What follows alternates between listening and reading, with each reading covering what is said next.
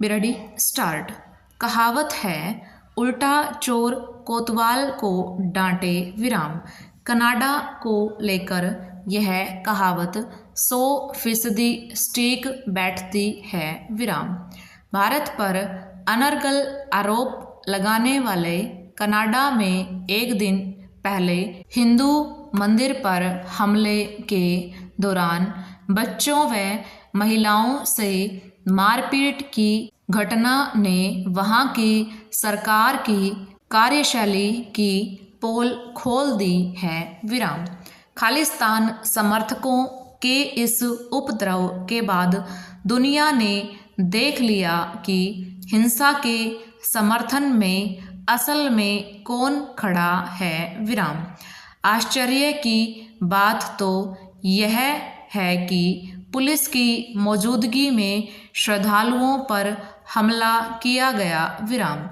यह घटना सरकारी मिलीभगत की ओर संकेत करती है विराम पहरा। कनाडा के प्रधानमंत्री जस्टिन ट्रूडो ने भले ही हमले की निंदा की हो, लेकिन सब जानते हैं कि उनके सत्ता में आने के बाद से ही भारत कनाडा के बीच संबंधों में खाई लगातार बढ़ रही है।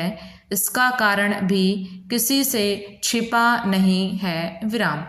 ट्रूडो सरकार कनाडा में बैठी भारत विरोधी ताकतों का समर्थन कर लगातार आपसी संबंधों में कड़वाहट भरने का काम कर रही है। भारत में मोस्ट वांटेड अनेक खालिस्तानी समर्थकों को वहां की सरकार आश्रय व शह दे रही है। कनाडा की आंतरिक राजनीति इसकी बड़ी वजह हो सकती है विराम। पिछले दिनों भारत के गृह मंत्री पर बेबुनियाद आरोप लगाकर कनाडा सरकार अपने ही बुने जाल में फंस गई लगती है विराम।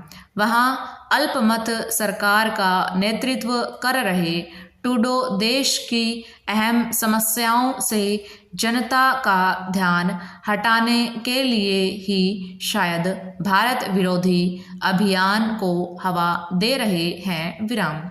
दुनिया जानती है कि आतंकवाद ने भारत को कितना नुकसान पहुंचाया है विराम। अब दुनिया के दूसरे देश भी आतंकी हमले झेल रहे हैं विराम।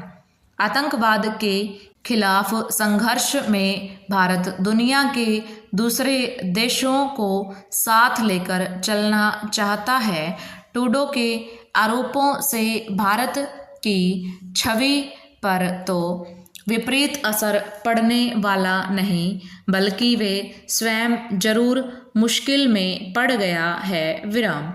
मंदिर पर हुए हमले के बाद भारत सरकार ने कनाडा सरकार को साफ साफ चेतावनी दे डाली है विराम। कनाडा अगर फिर भी बाज नहीं आया तो भारत के लिए उसके साथ औपचारिक संबंध बनाए रखना भी मुश्किल हो जाएगा विराम पहरा।